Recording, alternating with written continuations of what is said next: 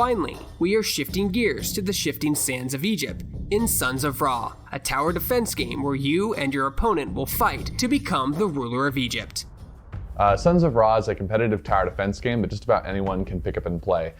Players choose between a number of Egyptian gods and fight across board game-like battlefields that are inspired by the region itself. What inspired you to create a game like Sons of Ra? So Sons of Ra actually began as a class project in college, and it was just a game that we wanted to make. Our team met there, and when the class came to a close, we came together to finish the project and make a full game out of it. Can you explain the basics of combat in Sons of Ra, how everything is set up, and what it takes to win? Yeah, we took the best aspects of tower defense and auto battler games and added our own real-time twist. So the players will do things like setting up towers and defenses, but will also create units to attack their opponent. Units and towers act on their own, so players focus on larger, more macro strategies. To win, the player has to destroy their opponent's base by getting enough of their units to the other side of the map, while protecting their own base. Is there a learning curve to Sons of Ra, or is it relatively approachable for newcomers to the tower defense genre? There is a bit of a learning curve, as there is with any strategy game, but we've seen complete newcomers to the genre, and even to games in general, still pick up things in just a few minutes. One of our main goals has been to make Sons of Ra as accessible as possible, while still maintaining enough depth for veterans to enjoy as well. How many deities can players choose from in Sons of Ra? Do all of these deities have their own unique pros and cons? At the moment, we have 4 different gods that are ready to play: Ra, Isis, Anubis, and Set.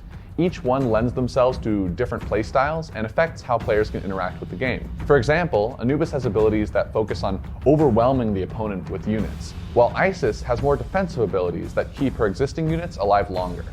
What are some of the units and structures players can set up as they play the game? So there are 4 types of units and 4 types of towers that can be built during a game. We have ranged archers and powerful shield bearers. Spearmen are so cheap that you can make a dozen of them without even thinking about it. You can build obelisks, which can destroy almost anything in one hit, or sun temples, which can damage multiple enemies at once. Our catapults push units out of the way and destroy towers that your opponent has built up. Everything that you can do lends itself to a constant push and pull with your enemy over control of the game. Visually, Sons of Ra is a striking game.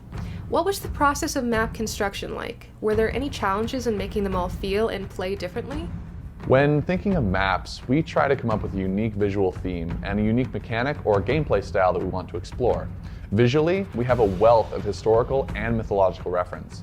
Senet is actually based off a real board game, one of the first in human history, and in Valley, we tried to incorporate the landscape seen in Egypt's Valley of the Kings and make the map feel like it's a relic that was found beneath the sand. Nailing the feel of these maps comes from making something we think is fun and then testing it and refining it until it actually is fun. The game features 1v1 battles.